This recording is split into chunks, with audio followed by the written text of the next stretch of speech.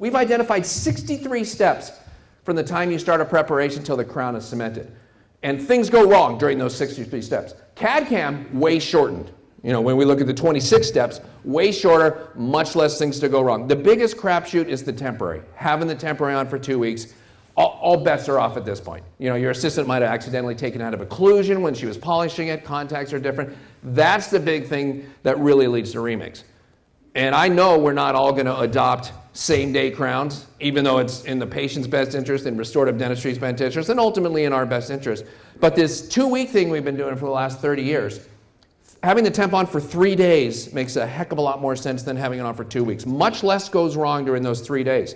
And that's part of the promise of digital impressions. You take a digital impression, we get it at the lab 3 minutes later. We don't have to pour a model and wait overnight and get the Pindex machine out, pin and saw and do all that stuff. We design it 2 minutes after that. We mill it the same day, we FedEx it back to you, and it's in your office the next day.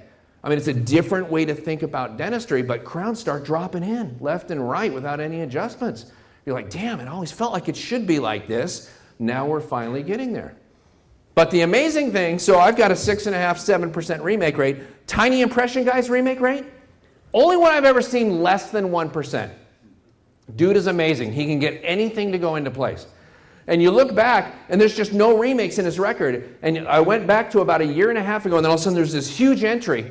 And you look at his record, and 1.5 years ago, he's in Florida, and there's another dentist with the same name up in Washington, and they both had a patient with the same name, pretty common name. And unfortunately, they both had prep tooth number 19 on that patient. We made a mistake. We screw up every now and then, like 10 times a day. We screw up every now and then, and we sent the wrong case to the wrong doctor. The guy in Washington figured it out because the model had a wisdom tooth on it. His patient didn't have a wisdom tooth. Calls us, sends it back to us. We call tiny impression guy in Florida. Hey, our bad. We screwed up. We sent you the wrong case. Right patient name. It's actually the right tooth, number 19, but it's the wrong patient. And assistant says, all right, let me get back to you. Let me go find it. She goes, I think we might have cemented it. We go, well, you couldn't have. You couldn't have cemented it. How could you cement it? It's for the wrong patient. You must be confusing it with something else. She says, oh, yeah, good point. Call you back in about a half hour. Calls back in a half hour. You know what? We did cement it, but it did take doctor about 45 minutes to get it to go into place. And we're like, wow. He's broken new territory here. And this is the day we changed his name. Sir, you will no longer be tiny impression guy. You are now Dr. Reverse Sarek. And that's who he is. Because when you look at those machines out there, they're impressive, but they can only do one thing. You take a digital impression, they'll mill you a restoration in 18 minutes. Okay, that's cool. Okay, I get that. It's impressive. A nice parlor trick, Sam.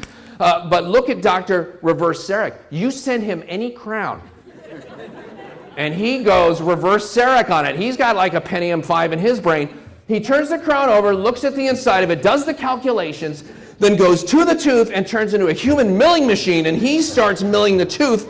Then he tries it, get in there, closer, take the occlusal down. There we go, 45 minutes, and it's down, it's into place.